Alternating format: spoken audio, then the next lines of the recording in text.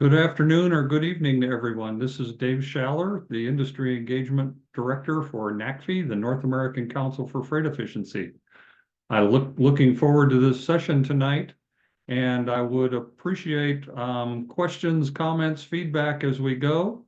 So I will try to take a breath after every slide, and I'd love you to jump in and ask questions. Let's make this a conversation so we can all get the most out of it. It is my intent to share with you a demonstration that NACFE just did late last year with 10 real-world EV truck depots to give you a feel for where the real world is at with real-world battery electric trucks. So with that,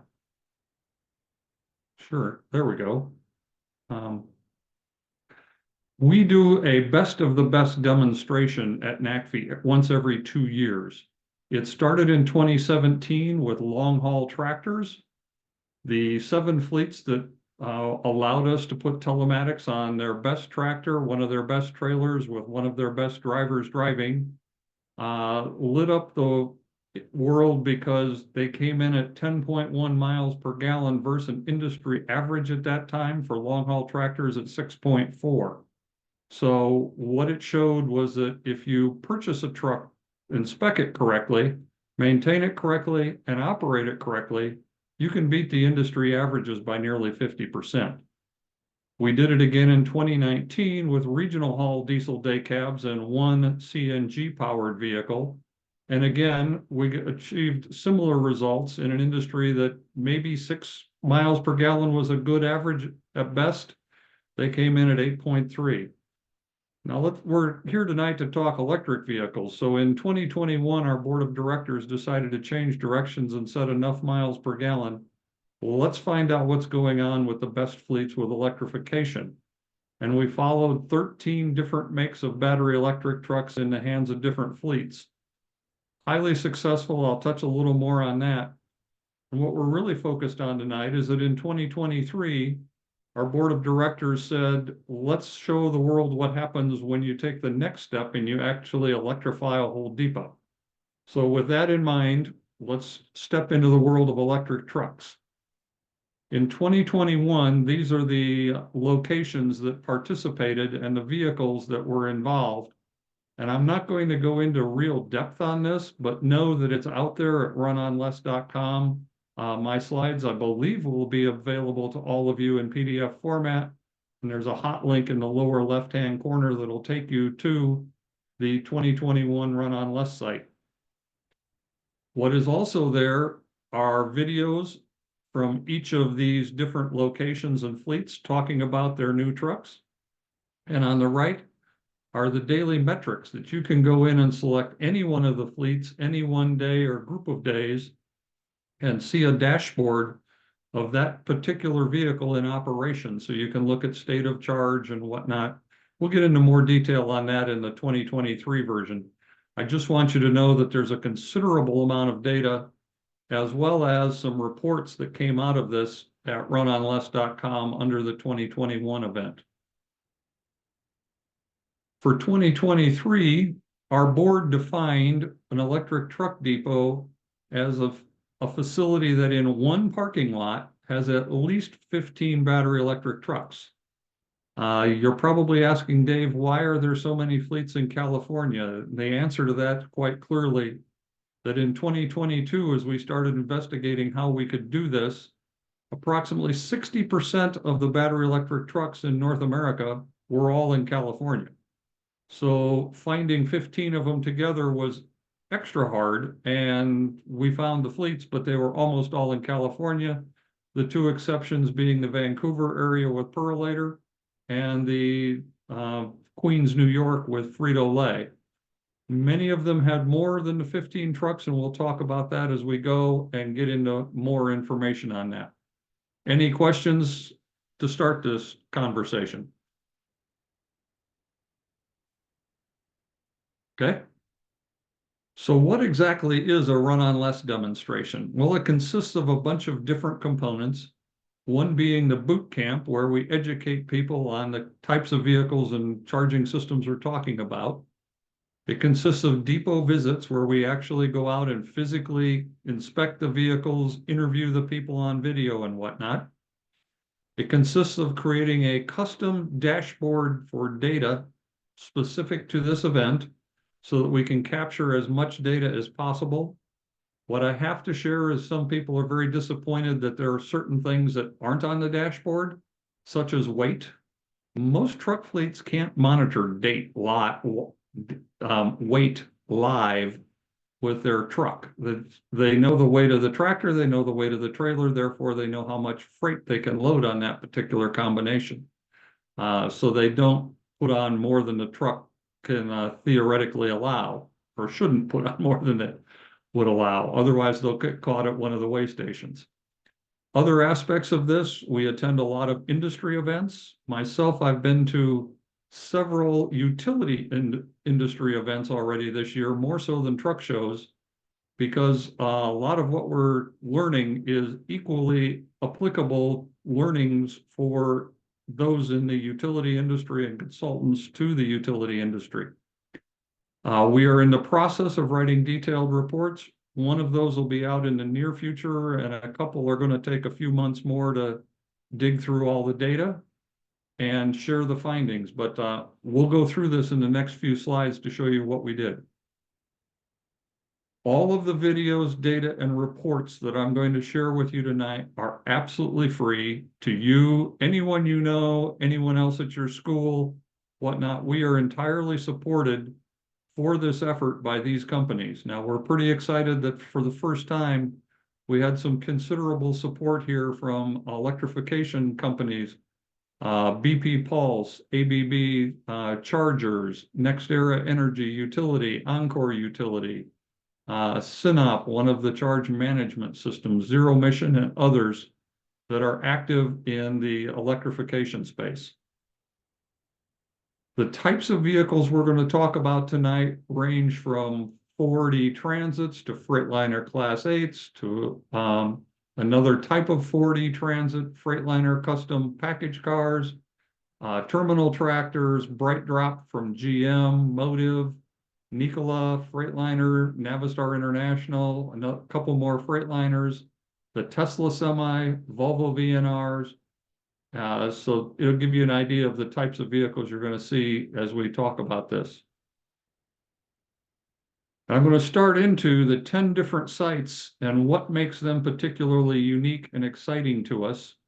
We're going to start over in New York with the Frito-Lay facility. The excitement here is that they're trying to get this facility up and totally electrified in less than a year, which is no small challenge in the world right now. It is 4D Transit Class 2B vans with large bodies on them.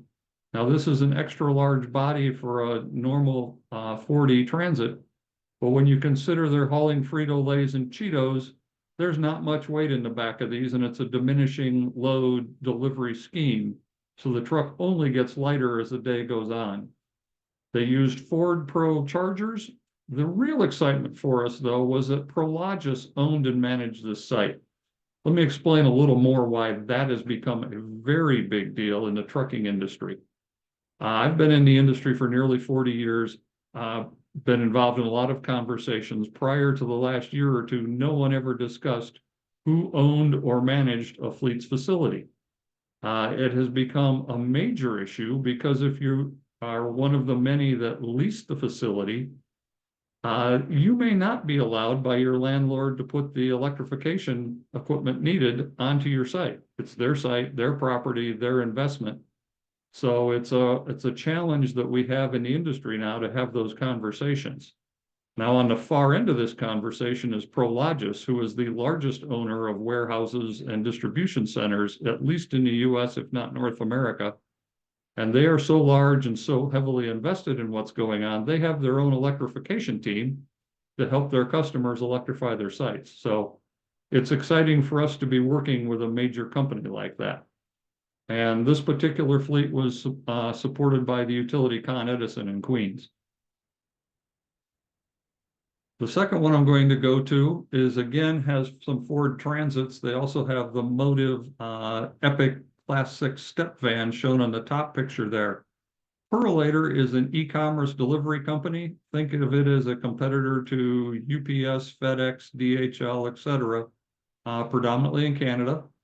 They have an interesting business model in that they differ from most of the other e-commerce companies. Most of the other e-commerce companies are specifically aligned with one manufacturer of electric trucks. For instance, there's a very well-known relationship between Rivian and Amazon, FedEx and GM's BrightDrop trucks, UPS and Arrival. With Purolator, they're looking at a variety of different vehicles, figuring out what works in different applications they have.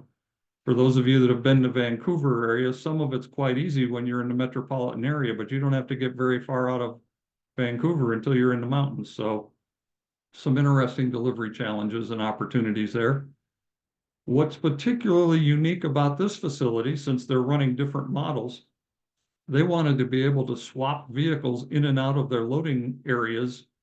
And what they did was create an overhead system on a pivot, because the charger for a Ford E-Transit is under the grill, the Ford logo on the grill down here, while the charge port for the Epic by Motive is on the side of the vehicle. So the cord needs to be overhead and on a pivot so that it can get to either portion of the vehicle, as well as some others they're trying. So it was a very unique installation compared to anything else we saw.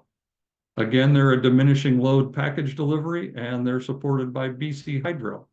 Worthy of note is that BC Hydro, as well as Hydro Quebec, handle their whole provinces, respectfully, British Columbia and Quebec.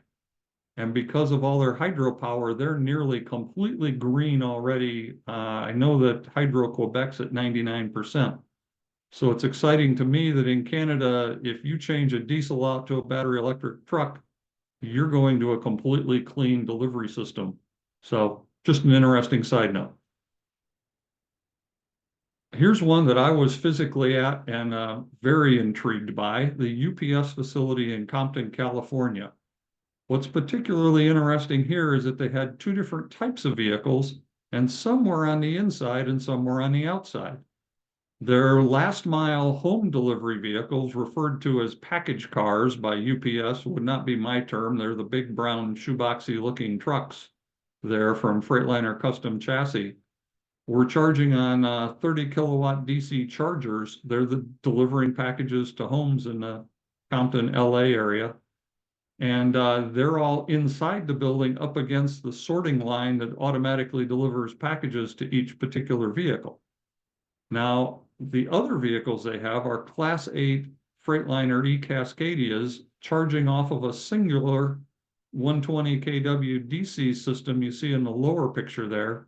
And if it looks kind of odd to have a charger slammed in between a tree and a bush, it's because they ran into problems with the authorities having jurisdictions in California, and they got delayed on their infrastructure install. In order to participate in our event, as well as get their trucks running, they put that charger there next to the tree and bush on a temporary basis and have somebody during the day shuttling one truck in and out down the line to get them charged and send them out as they run the package trailers between the different UPS facilities to move packages from facility to facility. They were supported by Southern Cal Edison, and they have an in-charge charge management system that handles all the different types of chargers and vehicles. So they have a singular system looking at multiple points in their property and multiple types of vehicles. Any questions so far from the group?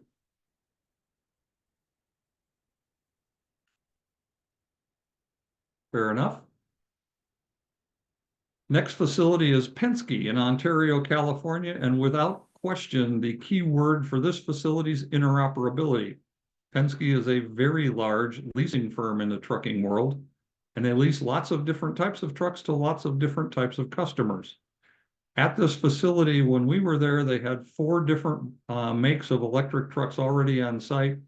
The top picture is the Navistar EMV. The bottom picture is the GM BrightDrop.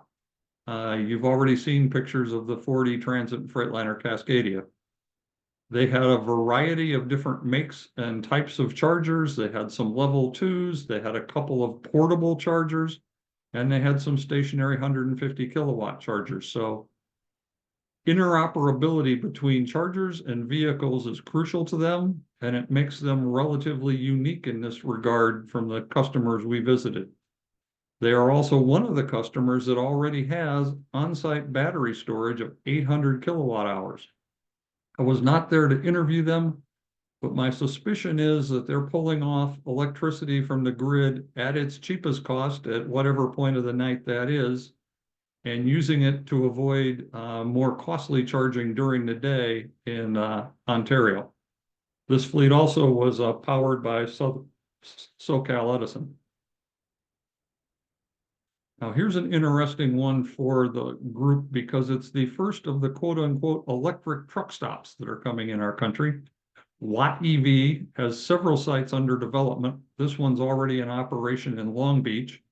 Long Beach is significant because the Port of LA and Long Beach are the largest intermodal shipping ports in North America.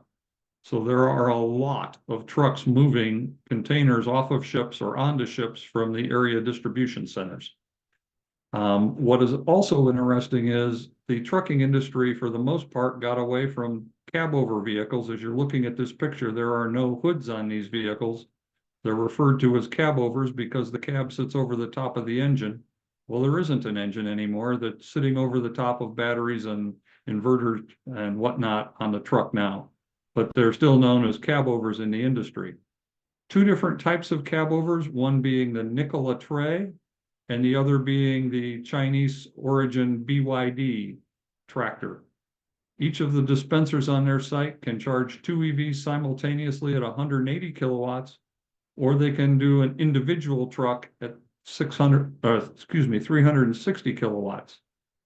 Their charging system is an amp control system, but particularly interesting on this site and in the video is this is the first site we've ever seen the brand new MCS, which stands for Megawatt Charging System Connector, on site ready to go. That is a connector that's recently been developed for the trucking industry as well as for the vertical takeoff and landing aerodynamics, for marine, for electric ferries and other things. So it's being used for multiple industries that need very high voltage and amperage connector. This site is again Southern Cal Edison and a 5 megawatt feed. May I ask a quick question? Sure. When you say it's like powered by SoCal Edison, is that like their funding?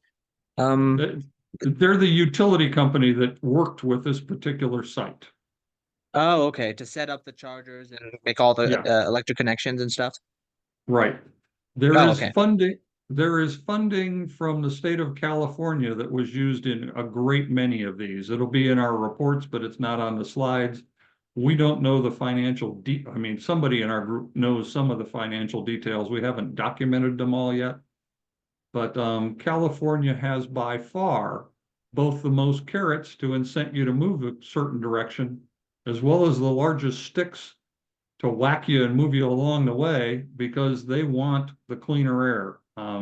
Obviously, the LA area has been known for pollution for a long time. That's why Jimmy Buffett decades ago sung about the brown LA haze. They've been working very hard to eliminate it, but they've got a ways to go, and they are very much pushing for electric trucks, both with financial incentives as well as regulation changes. Does that help? Yeah, thanks. Great, thanks for asking a question. It makes it a lot more interesting for me as well. Any other questions? Yeah, I have one question. Sure. So what does it mean that it's SoCal Edison with 5 megawatt? Is it like a solar system or a battery energy storage system present at that site? I didn't understand all of it, but Southern Cal Edison is the name of the utility company, and they're the ones that have to bring the power onto the site. And they're providing 5 megawatts to this particular site. Okay, that answers my question. And I know a lot of people don't speak in megawatts. as I'm presenting, I haven't stated it yet. Typical big box store, depending on how much cooling and refrigeration frozen sections they have in a given store, is somewhere between a half and a megawatt typically. So this is the equivalent of 5 to 10 big box stores in one small parking lot.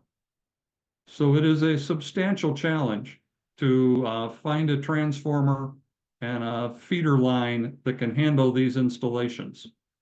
And we'll talk more about that later. Next fleet is Performance Team. They are a subsidiary of name you probably know, you may not recognize that you know it. When you see pictures of large shipping freighters that go across the Pacific Ocean, Maersk is the largest of them, and Performance Team is, I believe, a wholly owned subsidiary of the Maersk organization. Now, they are obviously moving containers around. This one's kind of interesting because they had two different generations of vehicles. The first generation Volvo VNRs had 4 battery packs on the sides of the vehicles, down underneath the cab along between the tires, and could do 120 miles. On the left, you see this picture of a Generation 2 vehicle. To give it more range, they've added more batteries. There's 2 more battery packs behind the cab. Doesn't help your weight, doesn't help your aerodynamics, but it gets you up to 225 miles per day in this new system. And here they had a couple of different charger options. And I mentioned the Synop Corporation earlier. They have the charge management system, and yet again, powered by SoCal Edison. Now here's one that's in a different location. OK Produce is in the Fresno Valley. We almost always try to find at least one fleet that no one's ever heard of. They're relatively small. This is a fruit and vegetable company, and given their produce is very susceptible to damage and lifetime, being what we refer to as uptime, the vehicle's moving, not having any kind of problems, is absolutely paramount to their business. Their CEO is very aggressively trying to turn their corporation green. They have 4 megawatts of solar all over their roof, over the tops of many of the vehicles. You can just barely see it in this left-hand picture. There's a canopy that's over the top of the trucks and all the charging stations. They have 17 of these Class 8 Freightliner E-Cascadias, and they have 3 of these orange EV terminal tractors.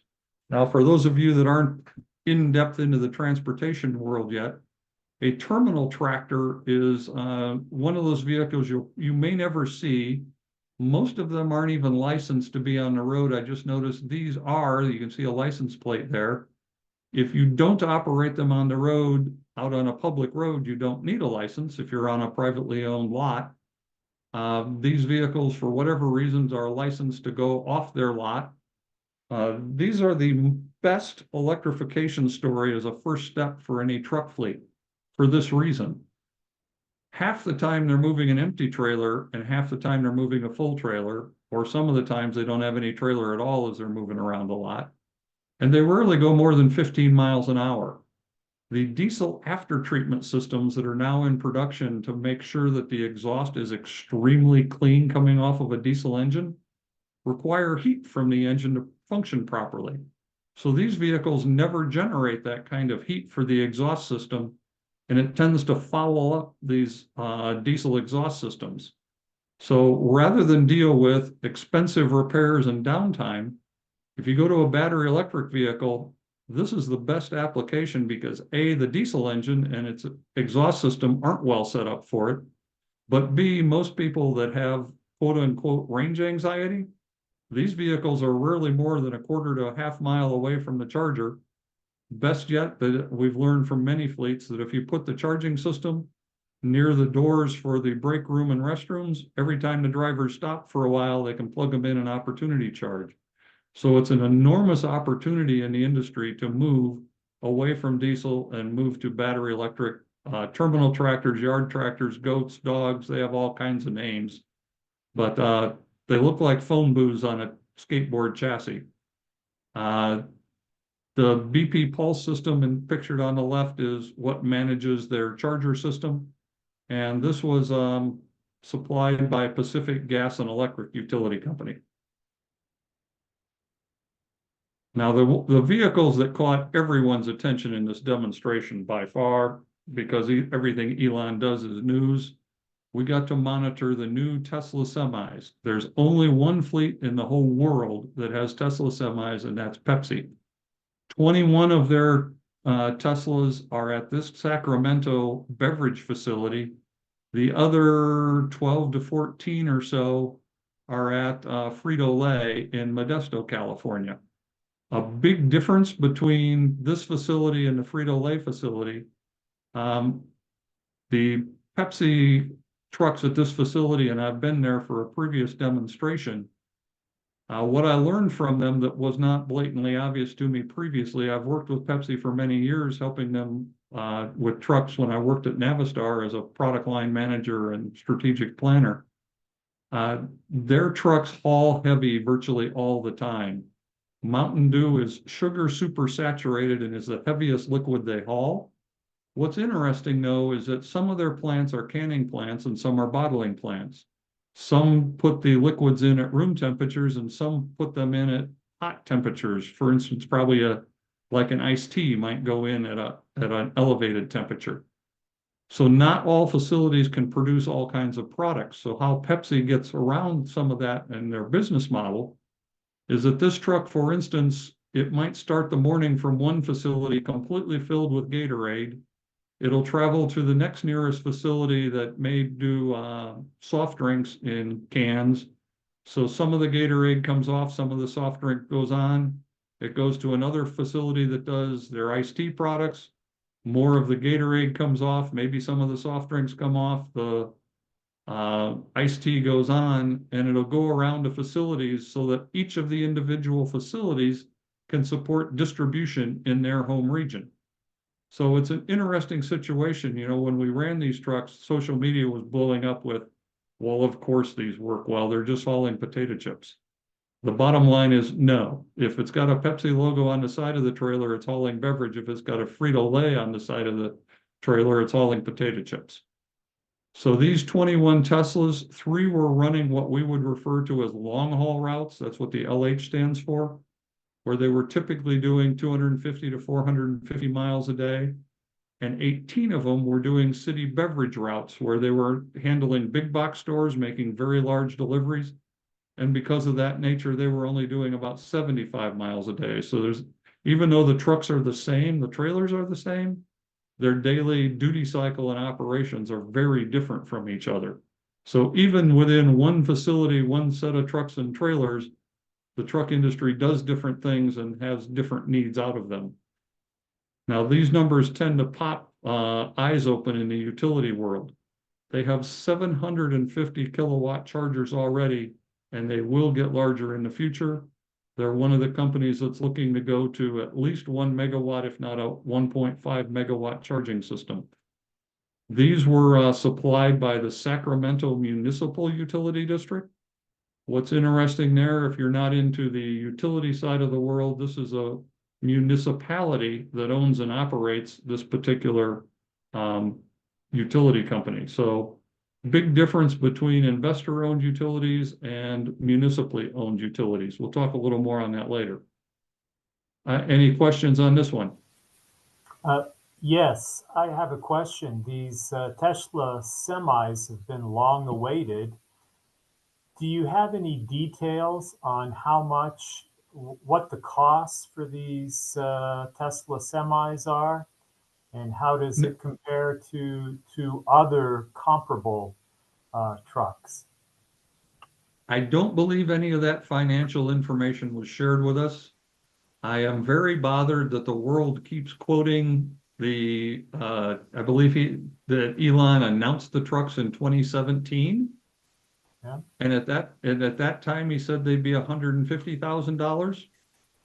I don't know about you, but I haven't seen anything that stayed the same price since 2017, and most things have gone up relatively dramatically, especially in the automotive industry.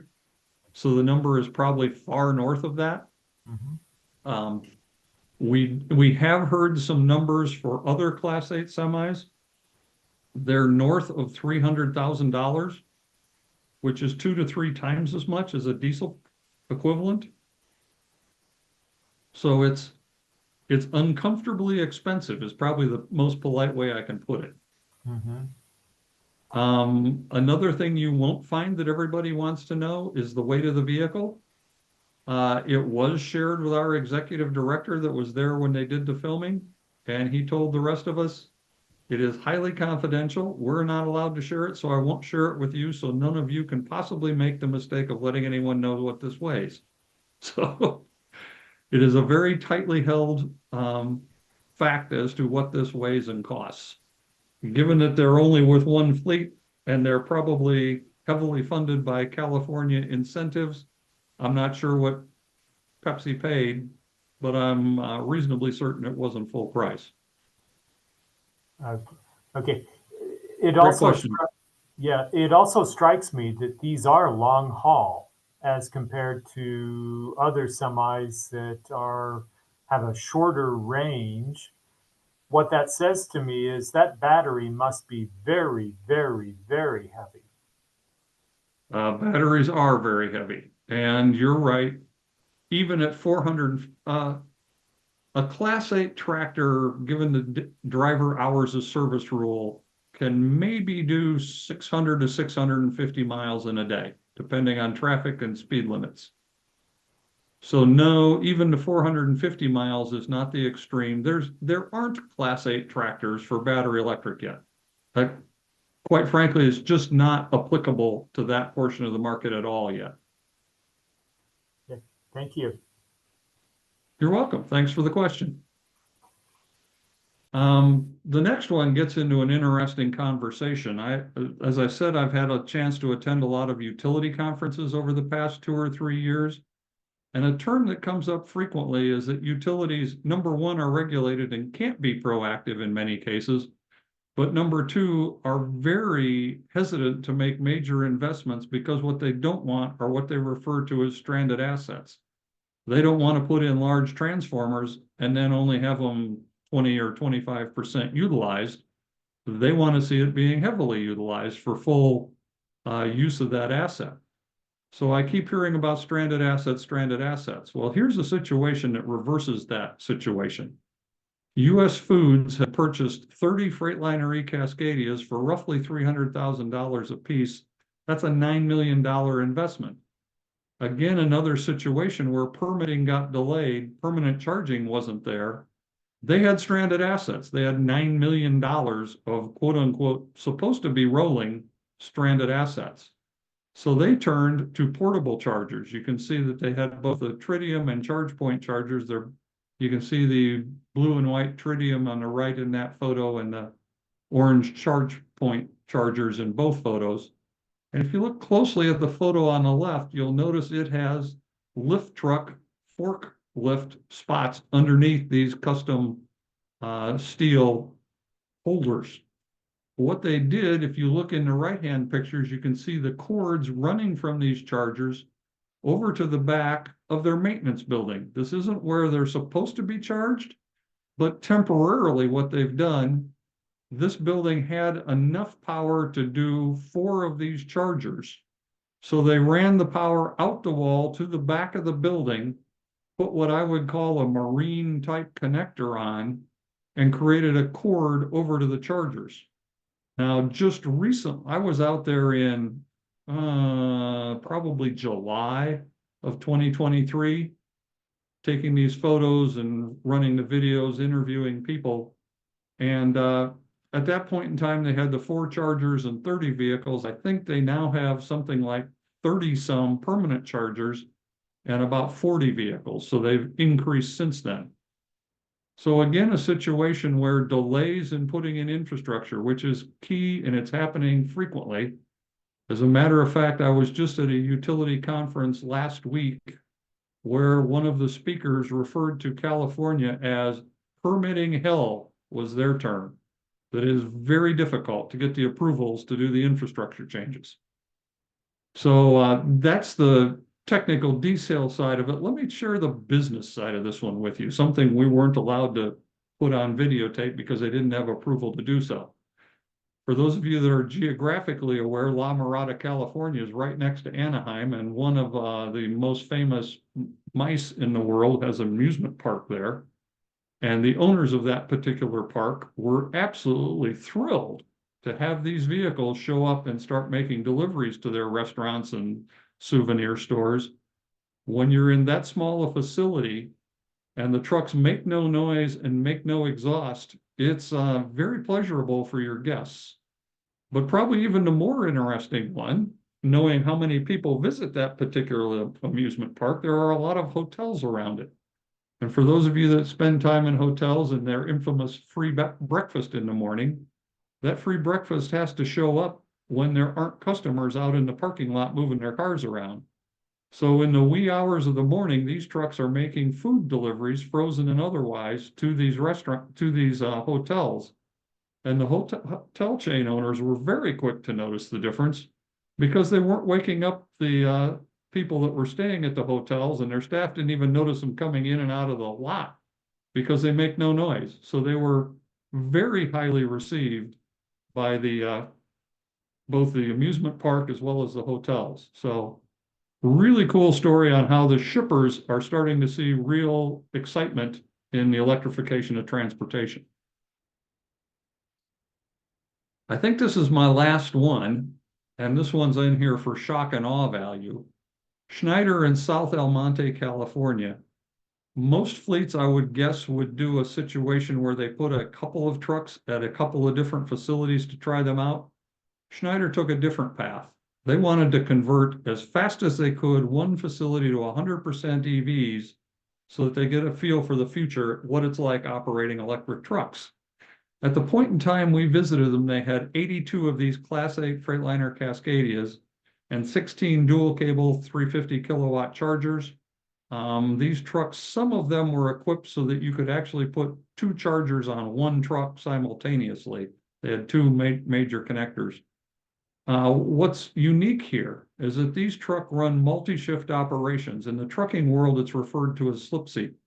One driver slips into the truck after the other driver slips out. So these trucks are coming and going 24/7 in and out of this lot.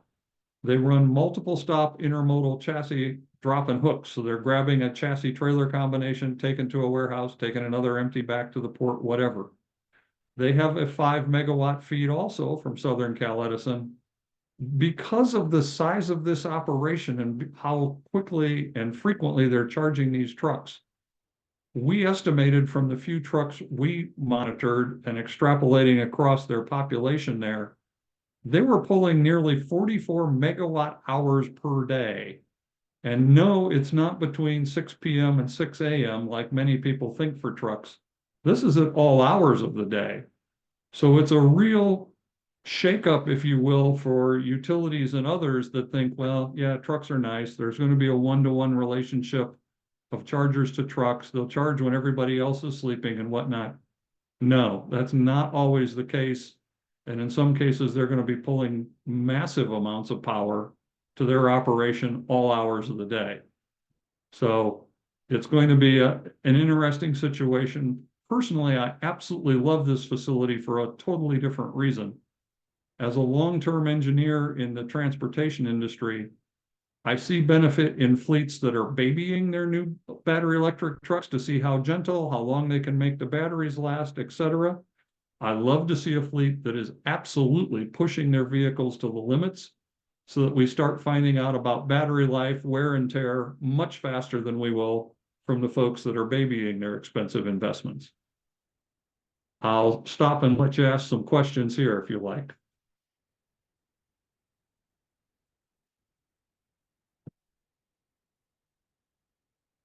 Okay. Also interesting, since we were there, they've added more trucks. There's nearly 100 trucks on this site right now. There's a disappointment factor to a slight extent. These trucks can't replace the diesel trucks. They just don't have the daily equivalent mileage. We've already talked about that. 450 versus 650 or more on a diesel. So it took more electric trucks than diesel trucks to keep this particular site at the same level of operation. I have a Now, for question. those of you, yes, sir. Okay. So, considering the different tariffs of electricity during the day, and especially in California, the duck curve caused by the massive amount of solar generation, it would be very much incentive in having a battery pack or battery storage on site. So you mentioned one such facility that has a serious amount of battery storage. Do you know of any other facilities that are planning to have that? Um, I don't know that this site had any yet. It may be something they're adding in the future. At least the notes that were shared with me so far, they weren't there. Now, let me take your question a little farther. I don't think I have a slide in this deck that talks about the growing opportunities for microgrids. And I have a slide in another deck and may have it in the end of this one. I can go to at the end and look for it. There's a facility we know of just outside of Cleveland, Ohio, that already has, I've never seen them anywhere else, vertical wind towers, not the turbine blades, but vertical spinning wind towers. They have solar panels, they have battery storage, and a microgrid controller so that they can island.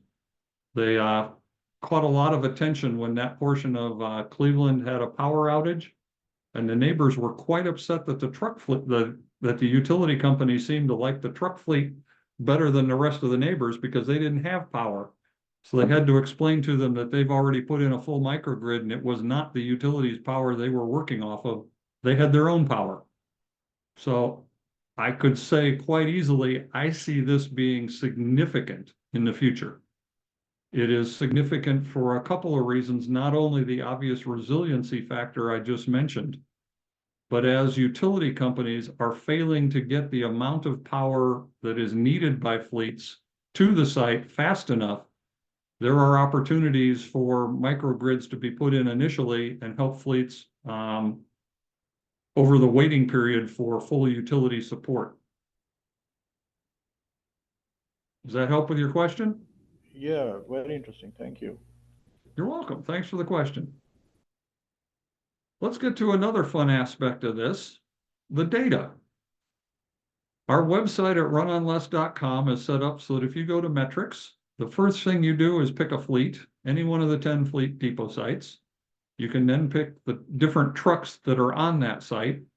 You can pick any of the 18 days we had live telematics, and you can pick your units of measure. So if you want miles or kilometers, whatever, we can handle that. By selecting that, it will automatically populate the dashboard to exactly what you're looking for. And I'm going to show you just a couple of quick examples. Obviously, you can spend an immense amount of time, and there is someone from Aspire that is going through this data right now. We're having a data workshop next week that they're going to be part of. Here's one example on the lighter end. Here's a Penske on day 2, the E-Transit. They had 184 miles on this vehicle in a single shift.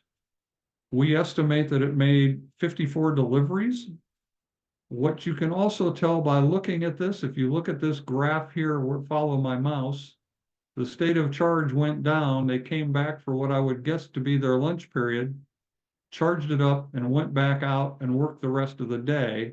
So it was fully charged at the beginning of the day, charged again midday, and came back in at about 40%.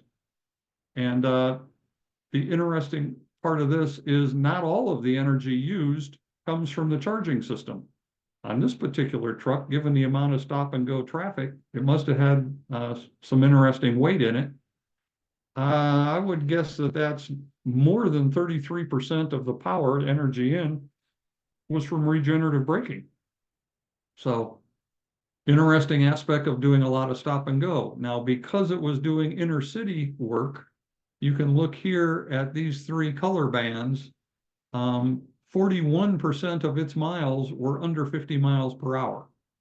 So it just gives you a little idea of the type of operation of that vehicle. So you can look at state of charge versus speed. You can look at state of charge versus distance. You can look at the truck activity. Was it inactive? Was it driving? Was it idling? Was it charging during that 24-hour period? So we're sharing as much as the OEMs and fleets would allow us to share. There's obviously a lot more information a lot of people would like to have, but it's hard to find this information out in the real world, and we're excited to be able to share this with everyone. Now we're going to go to one that's a little on the other end of the spectrum. Our friends at Pepsi, being one of the lead sponsors of this, wanted to show off their Tesla Semi. And Tesla Semi number 3 on day 17 started the day at 100% state of charge, and they pushed it to see how many miles and deliveries they could do in one day. Now, our software didn't properly pick up how many deliveries they made. They actually made 5 deliveries that day. They recorded it for us. But the truck threw down over 1,000 miles in a single 24-hour period. And how it did that, because on any one given charge, its range was about 400, maybe 410 at best. It went out, they depleted the charge, came back in, or stopped at the Modesto Frito-Lay facility that also has Teslas, charged it up, made some more deliveries, charged it all the way up, depleted it significantly, came in for another small charge. At the end of the day, it was, I'm looking at that number, it's probably in the range of 10 to 15%. So this isn't really the whole story. The truck was at 100% at the beginning of the day and 10 to 15 at the end of the day.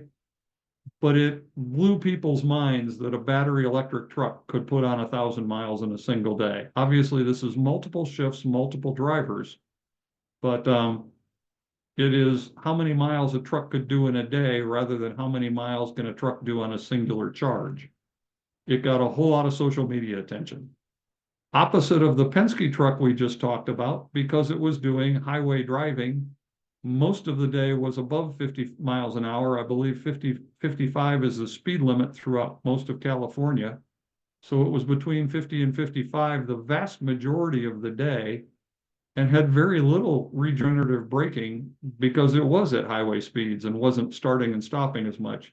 You can see some of the start-stop characteristics by looking at the speed profiles in this diagram here. So as you're looking at different ones, I'll go back to the other one. You can see nearly solid vertical lines because it's starting, stopping, starting, stopping. When you go to this one, there's a lot more at highway speeds where you can see that it didn't go lower speeds for periods of time. Where we're at right now with our work, there's a data analysis workshop in Boulder, Colorado next week, where some universities, some national labs, some suppliers, some fleets have all been going across all of the data for these different vehicles. Each one of them has their own interests, and we're getting together as kind of a outsourcing of talents and see how each different organization analyzed it and what they saw, whether they're looking at total charge on one particular vehicle, or whether they're looking at how fast something charged, or how many kilowatt hours per mile it took, looking at different things in the data. And we're going to take all that information and help us write reports and share it with the rest of the world. So that's going on right now. And yes, you have an Aspire person, I don't know the name, that will be at the event with us. From that, we're also going out and asking more questions of the fleets and utilities, and we will be taking all of this information to write reports over the next couple months. And we're increasing our number of presentations and workshops, especially in Canada. We've got some grants there where they really want us to help share what we've learned with Canadian fleets to help them make the types of moves that California is making. What I forgot to mention in that image, I talked earlier about the solar panels at OK Produce. There's the image of the overhead solar panel that's probably, given that the truck is 13.5 foot tall, that's probably 17 to 20 foot in the air, well out of the range of the truck and avoiding any damage. I mentioned earlier about electric truck boot camps. These are not NACFE speaking. This was NACFE facilitating discussions. These are 10-hour-long webinars, if you will, covering best practices for utilities and fleets, grants and incentives, electric truck developments, faster charging systems, extended range, resiliency, regulations, managed charging systems, scaling charging infrastructure, as well as the huge challenge of site planning and construction. So these are all available to any of you or anyone else that wants to watch them. You can go to runonless.com, click on bootcamp, and go to any one of these. There were also 10 sessions that were done as part of 2021. So there's 20 hours of training, if you will, for areas that you may have more interest in from leading industry experts. What did we see out of all of this? Let me catch my breath and take a drink. Are there any questions at this point? Yeah, hi Dave. I have several questions. Sure. Yeah, so in the research slides we were discussing about regeneration for the Tesla Semi and Penske Electric, where they are using it for city fleet and long hauls. So in that data analysis, is that like it seems like the regeneration is not much effective when it is taken in the long haul. So do you think like regeneration is not so efficient if the trucks are used for long haul? I understood I don't know why my PC is not coming across real well. Your question deals with long haul. Keep in mind, we're early in this whole process. We're less than 1% of the trucks sold. So we're very early in this, and there's not infrastructure spread out across the country. I'm going to talk about that more here in a few slides. So right now, the best application is terminal tractors. Second best is e-commerce delivery vans and step vans, then into medium duty. And as far as we can reach right now is short haul, maybe some regional haul applications. But we'll get more into tractors here in a minute and give you some visuals that'll help you understand that. So hold on for a couple slides. If I don't get to it, remind me at the end, but I'm pretty sure I've got a slide in here that'll help explain that. Got it. And one more question.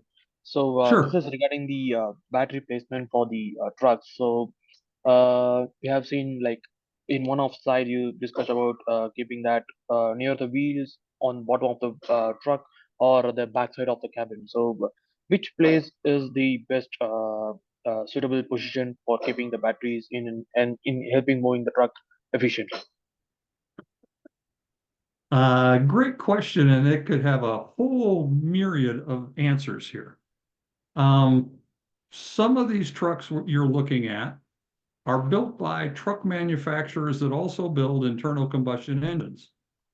They would like to leverage all their tooling and manufacturing equipment, and essentially they're taking an internal combustion engine chassis and adding batteries to it. Now, there are a lot of new manufacturers in the industry that are building custom battery electric trucks only. So they can design a truck completely around housing the battery system. So there's two very, very different scenarios there. One is optimized for weight placement and operation. One's optimized for lower cost and easier to find serviceability and repairs. So there are pluses and minuses either direction. I can't tell you right now who's going to win out in the long run. It's just the state of different design approaches to solving a common challenge of electrifying a Class 8 tractor or other vehicle. Got it. That is a interesting discussion to have it. Yeah. There are even other interesting conversations as to how you design the vehicle. Should you have an e-axle where the electric motor is on the axle? Should you have the motor away from the axle where it doesn't see as much vibration and salt and other things off the road? Should you have a maybe a 3 or 4 speed transmission so that the motor doesn't have to handle the whole speed range, but can be more optimized for a smaller range of operation rather than being able to go from a 0 miles an hour to a 70 mile an hour type situation. So there are different design strategies, different component strategies, different battery strategies, a lot of different things playing out. And it's really quite intriguing because this is a very low volume industry that we're well under 500,000 vehicles per year. So it's nowhere near automotive type scale, but the variety and applications and situations can be dramatically different, even within one company.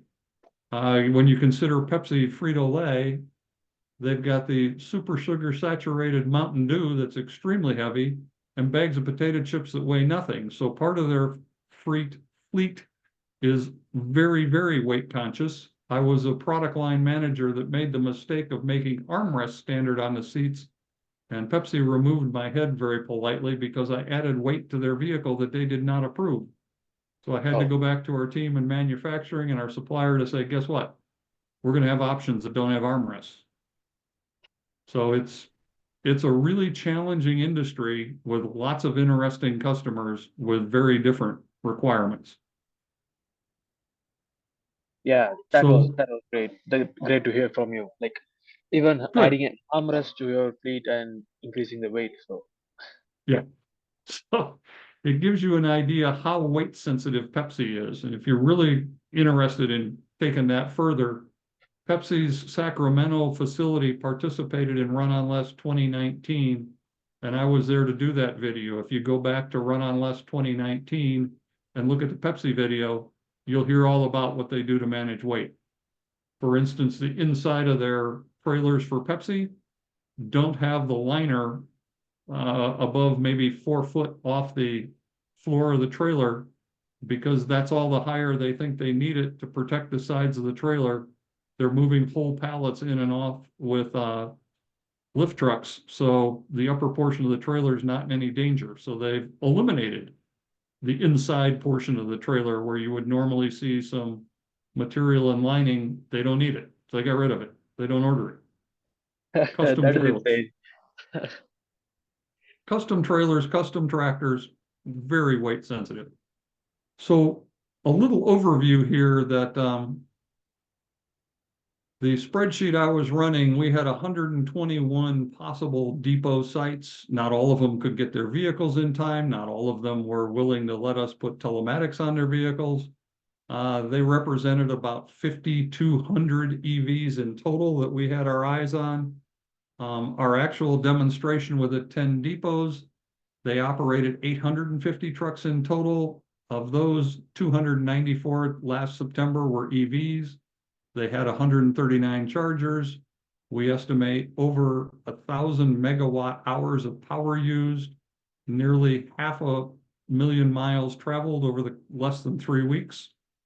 So we saw a lot of interesting information. We had 8 different charger companies, 5 different utilities, 11 different OEMs. And we estimated that if all the trucks, including the diesels, at those 10 depots were electric, we were looking at over 200 megawatt hours per day. So it's just an opportunity to share with the consultants and utility industries, this is what your future is going to look like. Part of the frustration here is the infrastructure. For these 10 depots, it took anywhere from 9 months for some of the lighter duty up to 36 months to energize the infrastructure. So this is not for the faint of heart. It takes patience. It takes a lot of work. This is new. It's a lot of stress on utilities and a lot of challenges in permitting in other areas. So it's a significant challenge. Small depots, you can do them now. Larger depots, they take a lot of work. We certainly recommend getting a consultant. This is new, this is different. We'll talk about that more here in a bit. Part of this whole challenge is that the trucking world is very used to working with the OEM, the original equipment manufacturer that makes a truck, their dealerships, the fleets, the bodybuilders that put bodies or trailers, and key suppliers. I dotted line the dealership because many of the new electric OEMs don't have dealerships. So it's an interesting, you're familiar with Tesla cars. They don't have dealerships for the most part. So the same thing's happening in the truck world. Why this gets really challenging and confusing is that these people now have to deal with the EVSE, the charging systems, authorities having jurisdictions, the EPCs, as utilities company refer to them, engineering, procurement, and construction. They do the design and construction of these facilities. The utility companies, one of you mentioned all the different rate structures and demand charges. The utility regulatory commissions that can approve or disapprove of utility requests. In addition to the charge management system trying to manage and balance the load on the system with the loads that the vehicles need, and the aforementioned fleets and fleet landlords that really weren't part of the prior discussions. So the world that they were familiar with has gotten extremely more complicated and much larger the team has gotten bigger. We've gone from a basketball team to a football team to make one of these things happen. There were 5 people on the playing field, and now we've got probably 11 or more on the playing field. Some new slides that I've just added for this presentation. Just last week, I believe it was last Wednesday, there was an announcement from our government that they've got a 4-phase plan for establishing charging hubs across the country for commercial vehicles. This illustration is the first of the 4 phases. Most of it is focused around where there are already EV trucks. Obviously, a lot of EV trucks in California. Oregon and Washington have adopted a similar memorandum of understanding on adopting electric trucks that California has. New York has as well. So you're seeing the areas that have very high population density, very pro-EV philosophies in their government, in their cities. Many of these are near ports and intermodal facilities. We have a saying in the truck industry, old trucks go to ports to die. If you watch a port operation, you're very likely to see trucks where the hood doesn't match the cab, where the fenders are broken, where the aerodynamic devices are missing. 10 to 30-year-old trucks are not unusual to find at a port facility. Not too surprising, there's a lot of pollution. I think there's something called diesel death row or something in the California area, where there's just so much soot coming out of these old vehicles. They're nowhere near the current emissions levels that if they got rid of these trucks and simply got new ones, it would be a fabulous change. But there's now this challenge of let's go all the way and let's get to electric vehicles in these situations. These will support even longer range hub and spoke operations. They support environmental justice 40 areas, as I just mentioned. And it really grows the range of depot-based trucks, that as some of these start coming on board, instead of only being, if you, for instance, have a 200 to 400 mile range, those trucks can go out 100 to 200 miles and they need to come back. As you start putting these in, now you're going to have situations where you can go further in a day and do a whole day's operation, maybe while your driver's taking a lunch break or their required 30-minute break. They can put the truck on a charger and go farther in a day and not need to run back to the depot for the charge. So this is all new. There's the website that you can go read about it. I'm not going to take you through all 4 phases, but I'll jump to what they hope to complete by 2040. I'm anxious to see how this goes. What I just showed you is it takes a fleet with a lot of dedication and effort and a devoted team 3 years to put in some of these sites. So I can only guess that government run situations won't be as efficient. So don't look for these to happen inside of 3 years. So 2027, we'll probably be lucky if we're getting these at that standpoint, but we've got a plan and we're moving to it. Hopefully there's a lot of private-public relationships and programs so that we get excellent support, excellent people making these things happen. This is what it looks like once they're built out as to what those selected interstate corridors look like for support. So there is a plan that takes it out further, including, interestingly, Hawaii and Alaska. Couple of other slides I've added in here that I frequently get questions on, so I want to share them with you. I frequently get truck fleets and owner operators, though this just makes no sense. Batteries take so much mining, they're going to be thrown in landfills, they're hazmat, blah, blah, blah, blah, blah. The people that are very against electrification. I need to share with them that recycling businesses are growing rapidly. The ex-chief technical officer of Tesla now runs Redwood Materials. Li-Cycles and these other companies have lithium-ion battery recycling facilities.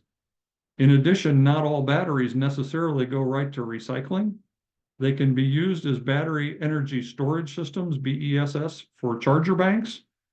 As a matter of fact, the first generation eCascadia Freightliner batteries are being taken out of their trucks and put into their Electric Island test depot out in Portland, Oregon, near one of their facilities. So there are going to be situations where people can't wait to get their hands on these batteries for secondary operations. And for those of you that are interested in it further, we frequently work with RMI, and they already have a report out on creating a battery circular economy initiative.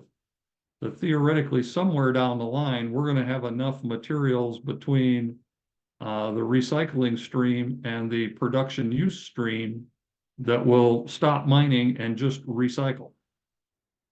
That's not tomorrow or in the near future. I doubt in my lifetime I'll see it, but I'm in my 60s.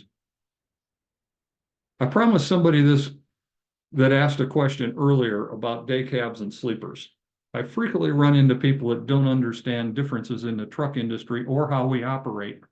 So this is the first time I've ever used this slide in a presentation, just created it this week. On the left is a day cab.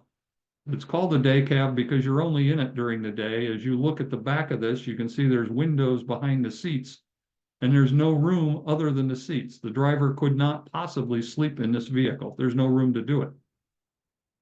On the right-hand side, if you look behind the driver's seat, is a considerable area. If you go inside that vehicle, it's got a bunk and might have a microwave, TV, clothing storage, whatnot. Those are referred to as sleepers. Why this is really, really important is that every year, a little over 40% of the tractors built are day cabs. So they're home for depot-based every single day, and they can be electrified out of a depot without necessarily any further electrification. Furthermore, these sleeper trucks, some fleets buy them. I got the note down here. Some day cabs can do long haul. In other words, the driver has to stay in a hotel at night. That's not common, but it is done occasionally. What is very common are sleeper trucks doing short or regional haul works. I already mentioned the ports. There's a lot of old sleeper trucks doing drayage work at ports. Additionally, there are some fleets that buy these brand new sleeper trucks. Virtually all of their vehicles are sleepers, so that as their contracts change over time, they can move their trucks from one facility to another, one customer, one distribution center to another as their business changes, and not worry about which ones are day cabs or sleepers. So I can't tell you what that split is, but it's well north of 50% of the vehicles in the country are doing short haul and regional haul work. And the trend is moving away from long haul toward short and regional haul as we get more and more distribution centers and warehouses. So it gives you a little idea why you can be optimistic about growing electrification in the Class 8 tractors. There are certainly people that are all over, well, it's no good, they can't do long haul. Okay, I'll agree with you, they can't do long haul, but that's not the majority of the tractor business. I was just at a show last week where I had a chance to take a picture of this. It's a trailer here with a battery storage system on it connected to a charging system.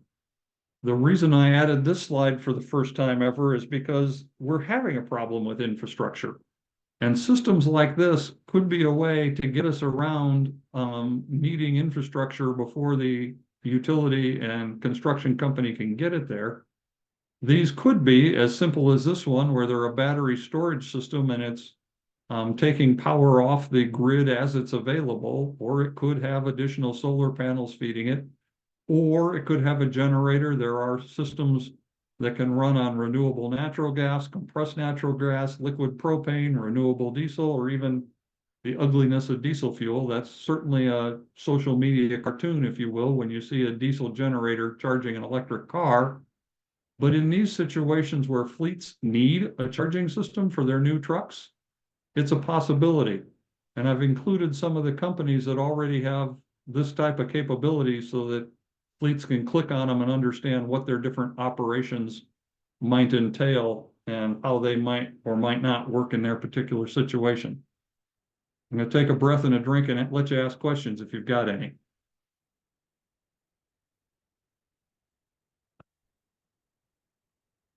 Okay. I have a question. Okay. So what's the typical battery size, like the megawatt hour of a truck?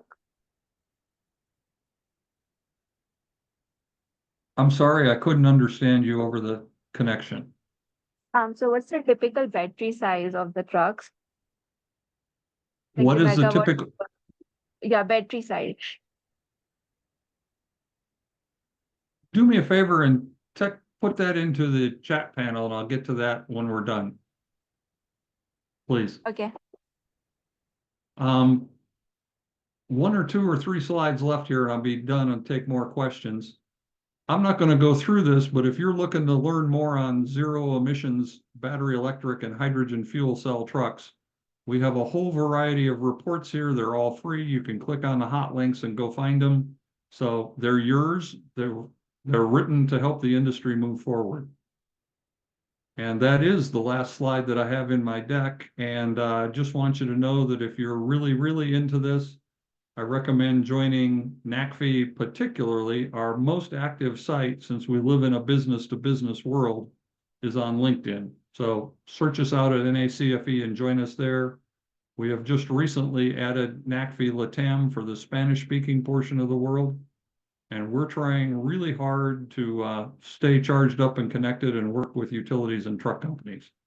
So with that, I'm going to jump off of presentation mode, stop sharing so I can see the chat box. I scroll down here. What's the typical battery size? Actually, if you go to runonless.com, you can see the battery sizes. I believe they're all listed for each of the fleets. So you can go in and find out specifically how a Class 8 truck's different from a, for instance, a small EV e-commerce van.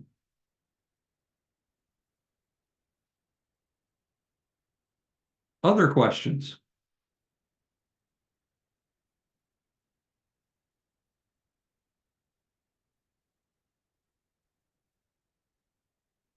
Don't be shy. You've got a chance. I guess I'll ask a question. So Great. we mentioned how currently battery electric trucks are more expensive than diesel trucks generally, and you also need more of them to replace the diesel trucks. I guess I would assume a lot of people are still hesitant just because of the financials of getting battery electric. Have you seen that in your discussion with fleet operators? Oh, very definitely. I live in the Midwest. There are not a lot of incentives for electrification.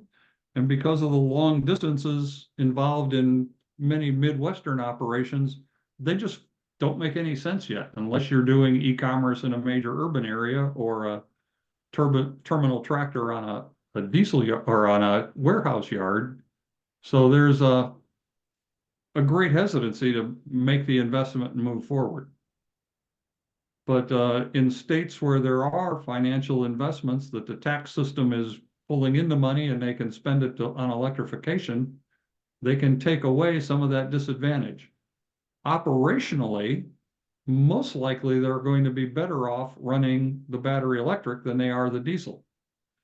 But the truck industry operates very, very heavily off of TCO, total cost of ownership, which is a detailed equation as to all the elements of the purchase costs and putting the vehicle into operation, then operating it, maintaining it, service parts, preventative maintenance, and then the residual value as you sell the truck on the backside.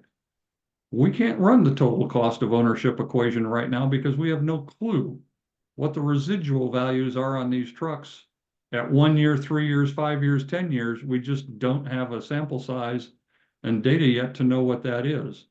So truck fleets are going to be naturally hesitant. Their chief financial officers are going to say, well, show me the proof. Show me how the total cost of ownership works. And right now, you can't complete the equation. So it's a challenge. You have to have a real desire or business want to go do this. That makes sense. Thanks.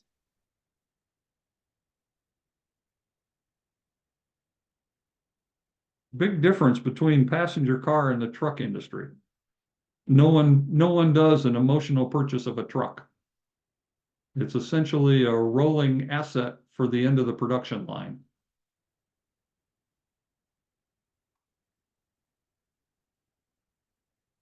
Any other truck industry questions, since you got a truck guy on with you tonight?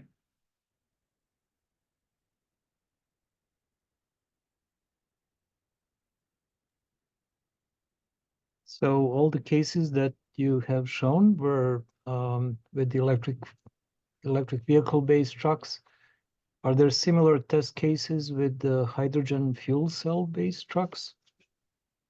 Great question, sir. The very first, quote unquote, I would hesitate to even call them production level. The first customer validation trucks just hit the road late last year. Nikola is probably got the most of them out there. And I just recently saw Hyundai had a truck that was at the State House in California. So Hyundai's working on it. The Peterbilt Kenworth team is working with Toyota on some trucks. So hydrogen fuel cells are nowhere near as far along as the battery electric trucks are yet. Additionally, the government just last year released, I believe the number was somewhere in the neighborhood of 7.2 billion with a B dollars to develop hydrogen hubs. That's exciting, but these are brand new systems that are still in development. So it's probably going to take, just a rough guess, 2 to 3 years to engineer the facilities and procure the necessary components to build them, and another maybe 2 years to build the facility and bring it online after that. So the newer, greener, hopefully lower cost hydrogen is probably still in the 5 to 10 years away stage. So I'm all for testing hydrogen trucks right now with whatever dirtier hydrogen is available in the world, and it's out there. Let's do the testing. Let's learn about the vehicles and fuel cells. But significant numbers, anything statistically valid, is quite a ways off. Got it. Thanks. You're welcome. Great question. Anyone else?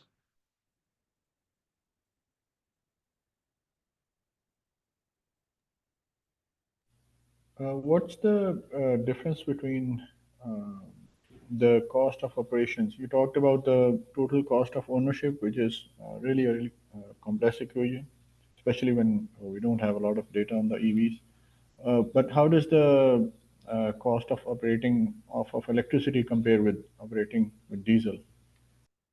Well, it's less expensive than the diesel fuel costs. And additionally, you can use regenerative braking. So you get energy, quote unquote, for free. It creates some really awkward things that the industry is going to have to figure out. A situation that I love that we've never faced before. For decades, you tended to want your vehicle to be completely filled with whatever your fuel of choice is when you leave your facility or leave whatever facility you're happening to be departing for the first time that day. That's not necessarily true with a battery electric truck. If your operations happen to be at a high altitude facility, let's name some like Denver, Reno, Flagstaff. If you're starting out of a high altitude facility and you're going to have a downhill run for the first half hour, hour of the day, the last thing in the world you want to do is completely fill that truck up for two reasons. One, you're missing out on the free energy as you go down the hill. Number two, if you have to use your brakes to slow the vehicle down as you're going down the hill, you're wearing out your service brakes rather than using the regenerative braking.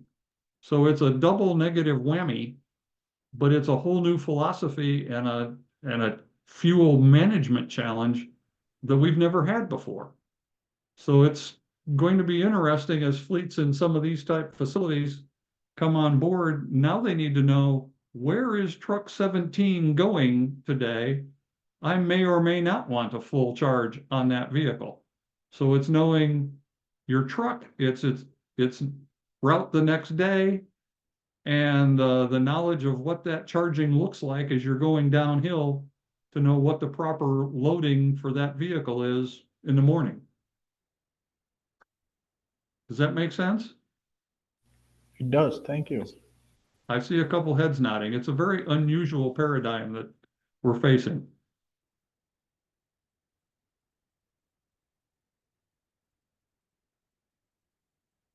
Another question I get frequently for those of you that are into the clean vehicle side of this, using renewable natural gas, which is natural gas coming off of, for instance, manure from dairy farms and other operations, is a very desirable scenario, as is renewable diesel, that there is infrastructure out there already to run the trucks off of these types of systems. So you can make substantial improvements toward decarbonization without getting into electrification. As a matter of fact, there's roughly 20 different alt fuel power types. If you're really into this whole arena, we have a report called the messy middle.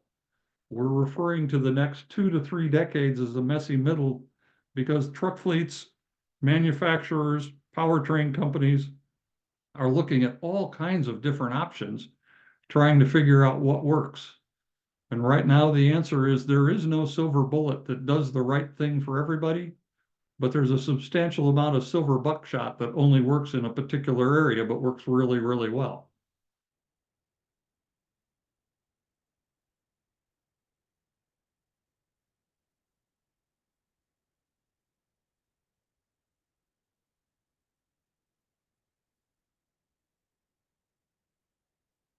Any other questions?